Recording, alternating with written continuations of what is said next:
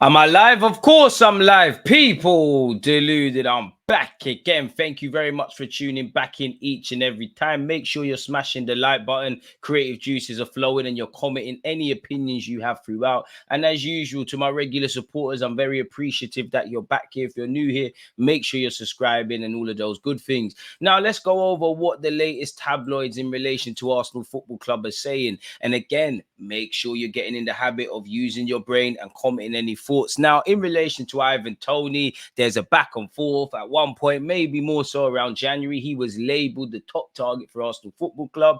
Then in the months and weeks and days and whatever that followed, we were moving away from him. And things have gone full circle. Apparently, Ivan Toney to Arsenal or Chelsea could be back on this summer after Brentford changed their stance over the striker's asking price. But it's been West Ham who have made the first move for the England forward. Personally, I think he ends up at Manchester United. And, you know, we all know he had an asking price of 100 million quid. He has been linked with Arsenal, Chelsea and Manchester United before. Indeed, it was thought that Arsenal and Chelsea particularly had dropped their interest in Toney due to their demands. This might have changed with a surprise shift in the Bees' stance. Sky Sports Deutschland or Germany via Florian Plattenberg has said that Toney may be available for a far more reasonable fee, which equates to 35 all the way to 47 million euros, which equates to 30 to 40 million pounds. At such a price, it would be logical for the Gunners and the Bees, the man said the Bees and the Blues, who both still need a 9 to keep tabs on the player. Now, I must admit, I don't know where Arsenal are at with a striker. Sometimes I think we're going to go for, the Osimhens, the Vlahovic's, who else is there? Gyokeres, the somewhat household names or emerging kind of hotshot strikers. Then I think we might go for a Sesko or people of that ilk, a development striker. And then I also think maybe with Kai Havertz's form, do we just sign another versatile attacker like Trossard who can obviously score goals and fill across the front three? But with this year, could it be worth signing Toney at 28, 29 years of age for 30 to 40 million quid? He could obviously help us in the short and medium term. Then that obviously, allows us to develop and look for other talents. And then maybe in the next few years, move him on or demote him, kind of doing an Eddie Nketiah role. I like Ivan Toney. He wouldn't be my first choice, but I would not be against him at Arsenal Football Club. I've said it before and I say it again. I feel there's no in between when speaking about him. I think some people put him up here and like we're getting Henry. Some people talk like he's a scrub, like a non-league player, respectfully to non-league, because a lot of younger players in non-league are getting poached up by bigger clubs. And we have seen in recent days that, West Ham are seemingly trying to take advantage of the bigger clubs, respectfully being a bit half-hearted over signing him, people.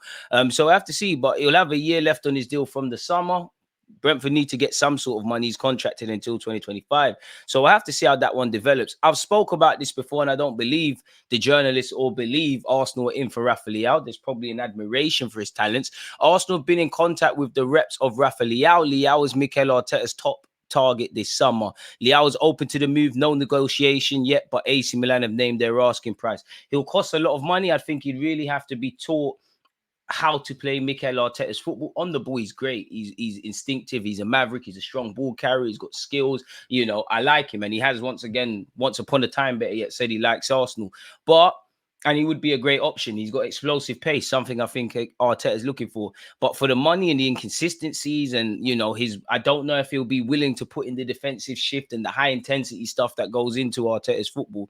That with £175 million release clause means it's a myth. For what it's worth, though, Romano said another Milan story that raised some eyebrows is a report linking Rafael Leao as a top target for Arsenal. But I honestly have zero updates on this one. I'm not aware of talks or anything. Leao is happy at Milan. He has 175 million euros release clause and is fully focused on Milan now. So nothing is happening as of today. Moving away from that, people, Kieran Tierney hasn't closed the door or opened the door to an Arsenal return. He said, you never know in football. It's probably quite rare that it happens when you come back from a loan. Of course, you've got circumstances like Saliba when they just come back, and I don't think he's been out the team since. He's not been on the bench since, but it's maybe a bit different for someone who has played 4 years already, goes back into the team, but you genuinely never know. Football is a mad place, so let's see what happens. That's someone realistic about their future, and I imagine him, Mika Berev, Charlie Pattino, potentially Thomas Partey and a bunch of others, the Conga Tavares. There'll be players that could move on to the exit door, maybe Nketiah and Reece Nelson, dependent on what happens. Speaking of exits, a very talented young player that's currently on loan at Swansea, young Charlie Pattino, who made his debut under Mikel Arteta, is set for a summer transfer abroad with hopes of playing under Mikel Arteta dwindling. The 20-year-old midfielder was highly regarded and still is in Arsenal's youth setup, but has been unable to force his way into Arteta's plans. And the reality is, Arsenal might sign another midfielder. Don't get hung up about what I'm about to say in positions and specifics, but this is what goes against young players at 20 years of age, being at Blackpool and Swansea, he's been exposed to first-team football, and I'm sure he badly wants to make it at Arsenal. I'm sure, he would love to, but there's younger players that might be chomping on the bit. Miles Lewis-Skelly and Ethan, these guys might be able to take his place. And you've got 30 million Fabio Vieira who can play in the 8. Smith Rowe, significantly more experienced in England international. Jorginho, Thomas Partey, and there's a bunch of other players, maybe even sign another midfielder. So you can see even people on the peripheral like Lokonga, unfortunately, are probably ahead of him in the pecking order. And we're talking about signing another midfielder. And obviously, Kai Havertz can play in centre midfield. There's only 3 positions in the middle of the park. And £105 million Declan Rice occupies one, Odegaard the other. Really, there's only one space. Yes, there's a lot of football to be played. These things go against him. And he'll have a year left on his deal in the summer, so he might be someone that is moved on. I would love for him to sign a new deal, make it at Arsenal, because I think he's going to have a good future and he's got a fantastic mentality. Shout out to him as well for being one of the first young players to actually, do an interview with me. You can see it on my YouTube channel, on the playlist, did a bunch of videos. As you know, he's been on loan in Swansea. He faces renewed competition at Arsenal from 17-year-old Ethan Nwaneri, who looks set to be given a first-team push after signing his first professional contract last month. Long term, I see Ethan as a 10 or an 8. In the short term, I think he'll occupy those roles as well as filling in out wide here and there. But I want to be wary on this, but I do think he'll accelerate into the first team space. I'm not saying play it week in, week out a lot sooner than people think, but we have to give him time. Arteta is expected to sanction Pattino's exit this summer to allow Arsenal to cash in on him before his contract expires, with clubs in Spain interested in him. And I mean, to be fair with you, style of play be suited there. Pattino holds a Spanish passport through his father, Jules, which would boost his hopes of moving to La Liga because clubs would avoid post-Brexit issues. It also gives him further options in other European countries where his slight physique but technical gifts are expected to be more appreciated. That's true, but I think for someone that you wouldn't describe as a brute, he hasn't shied away from the physical aspects in the Championship. To his name, he has 2 appearances for Arsenal and also scored on his debut. So I'm sure he would want a bit more. But at the same time, that's actually a success in itself. How many players progress through Haaland and make a debut or cut a professional career for all young aspiring footballers? So we'll have to see what's going on in that regard. In relation to Osimhen, allegedly he's closing in on a return to France. Apparently he's very close to signing for Paris Saint-Germain. The French club are ready to pay Napoli his release clause of 120 million euros, and he will make 13 million euros a year salary, which the wage demands probably makes it unfeasible for Arsenal or even Chelsea to go for him, people. And apparently set to sign a 4-year deal. And they've also been linked with Rafael Leao. So if they could get the Leo boys back together, that would be lit, really. But I think the Osimhen story at Arsenal was a non-starter. Apparently, Miguel Delaney has said there is a belief amongst clubs that Jamal Musiala may be viable this year or next. Musiala is known to favour a move to the Premier League as his next destination. For the competition's immense international profile and the fact he grew up in West London. Don't think he was amazing against us at the Emirates. He did play that pass that led to one of the goals and did kind of mess up for the equaliser, but he's a maverick of a player. He's great in tight space. He's a quality player. I would love him at Arsenal, but you'd imagine Arsenal, United, Liverpool, City, and all the big boys from around Europe would be interested if he was available, really.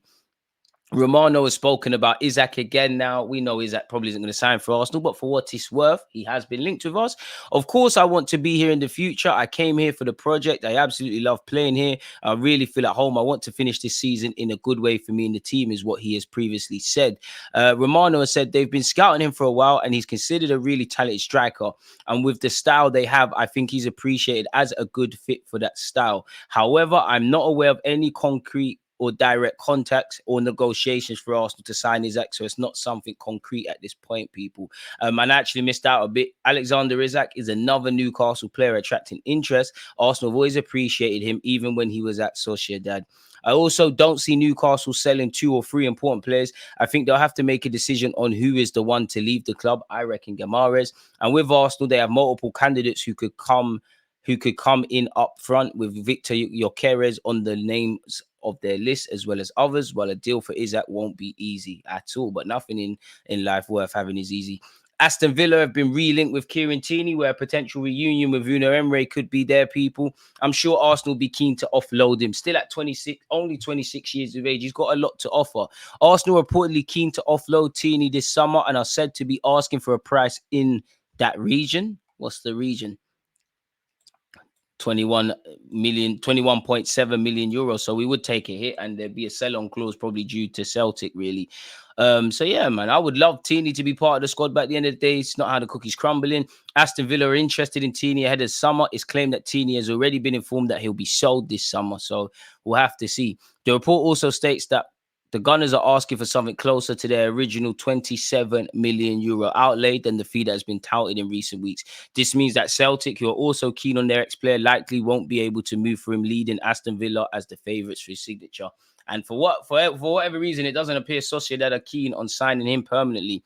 Gyokeres to Arsenal has been described as a matter of time. Arsenal have effectively been given the green light to make a move. Football Transfers has exclusively reported that the Gunners have long made Gyokeres their top summer priority. Although Arsenal are keeping their options open regarding the goal-scoring nine that Mikel Arteta wants, the Swede is top of their list. Football Transfers also understands the Gunners are currently leading priority of the sporting striker who rejected the chance to move to Chelsea last summer. So nearly everyone is in agreement. Arsenal want Gyokeres and Gyokeres wants Arsenal. Now it's just a case of finding a price that keeps Sporting happy, though that may simply be triggering the striker's 100 million euro release clause. For a guy that's only been there 12 months or so, that would be crazy, people. His agent has previously spoken as well. He bigged up Ruben Amorim, who's been linked with Liverpool, and actually today quashed those rumours for what it's worth, even though you can't rule it out. People probably don't know, but there were 8 clubs very interested in Victor last summer.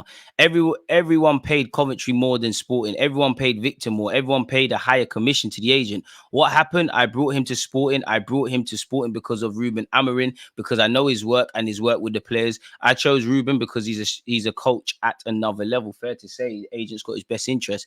So it'd be more difficult for Victor to stay if Ruben Amorim leaves Sporting, because Victor came precisely because of Ruben. So if the manager gets a move to a bigger club, then he's cutting, essentially. Manchester City look to be beating Arsenal in the chase for an 18-year-old attacking midfielder labelled Gustavo Nunes, who I've never seen play, but plays for Guillermo, which is a very good academy production line in Brazil. Edu with the Brazilian links, you need to find these guys, people. The same club that was, that once had Ronaldinho, and not in the same realm, but Douglas Costa. So we'll have to see exactly what's going on. He only made his senior debut in February, and he scored 3 goals during Guillermo's run to the last 16 of a competition. What competition is that? Oh, the youth comp. Fair enough. Apparently, reports in Brazil claim Wolves and Norwich alongside the Premier League's top 3. So I guess Arsenal, Liverpool, and City have also inquired about the teenager. Guillermo are not ready to part with their young revelation, who recently renewed his contract until the end of 2028. Apparently, the players' agents have been informed that City will submit an offer of 18 million for Gustavinho as soon as the summer transfer window opens. Guillermo owns 70% of his economic rights. I thought you couldn't do that sort of stuff anymore. So we'll have to see. But you'd imagine he could sign for City and then go somewhere within their network, people. But Arsenal have been linked with him for what it's worth. Moving on from that, apparently Joshua Kimmich has agreed to join Arsenal this summer, with the Gunners expected to part with over 50 million to bring the versatile midfielder over from Bayern Munich. Had a great game at the Emirates. Shakhtar Donetsk are ready to sell Ukraine midfielder Georgy Sudakov, who is wanted by Arsenal, Aston Villa, Man City and Liverpool. Aston Villa are increasingly confident that midfielder Douglas Luiz will snub interest from Arsenal and sign a new long-term contract at Villa Park, people. And apparently 18-year-old AC Milan centre-back Giancarlo Simic is approaching the final year of his contract and is expected to be the subject of bids from Arsenal, Manchester United and Real Madrid this summer, says 90 Minute Sport, people. Don't forget to let me know your thoughts and smash the like button. The John Cross has spoken. He said, Arsenal also like Ferguson as the 19-year-old is one for the future. Arsenal's priority is more likely to be a winger to compete with Saka and Martinelli. Arsenal also like Zubimendi, who may be seen as a long-term option in the deeper midfield alongside Rice. Arsenal like Gyokeres, but he moved to Portugal from Coventry for 20 million last summer. And if the clubs did not move for him then, it seems unlikely they'll break the bank just 12 months on. It would have to be the right deal. Arsenal may have changed their transfer plans for this summer because of the success of Havertz. They still have their eyes on a number 9, but the profile may have changed towards a younger player who can have time to develop and mature while working with Arteta. So a lot of conflicting reports depending on where you read, people. We'll have to see. Arsenal are keen on Frankfurt. I track Frankfurt midfielder Hugo Larsson, according to the German press. The 19-year-old is actually quite decent. He joined from Malmo last summer, and the man himself said, "Of course, I read when clubs are interested in me, but that was also the case in Malmo. I like to live in the here and now, and Frankfurt is a perfect club for me to improve." And obviously, Arsenal have strong ties with Scandinavia and all of them places. In Sweden, everyone is traditionally focused on the Premier League. Lomberg, go and chat to him. And I absolutely dream of playing there one day too. But at the moment, I feel very comfortable in the Bundesliga. I mean, he's made 23 appearances. He's doing his thing. Apparently, people, he has 57 tackles and interceptions. He's the club's best disruptor. So could be described as fairly tenacious then. We've gone over this with Gyokeres, so I won't waste your time with that. Arsenal have been linked with Manu Kone, apparently, people. Manu Kone is a name coming up again after we saw him linked with Liverpool last summer and now with Arsenal as they look for a midfielder ahead of the next transfer window. He's a name that pops up quite often for top European clubs, so it's not surprising to see him making the headlines again. In terms of links with Arsenal specifically, I think it's early days yet, but they are certainly one of a number of clubs keeping an eye on him. I know there are other clubs in the Premier League who are interested and some clubs in Liga who'd be keen to bring him back to France.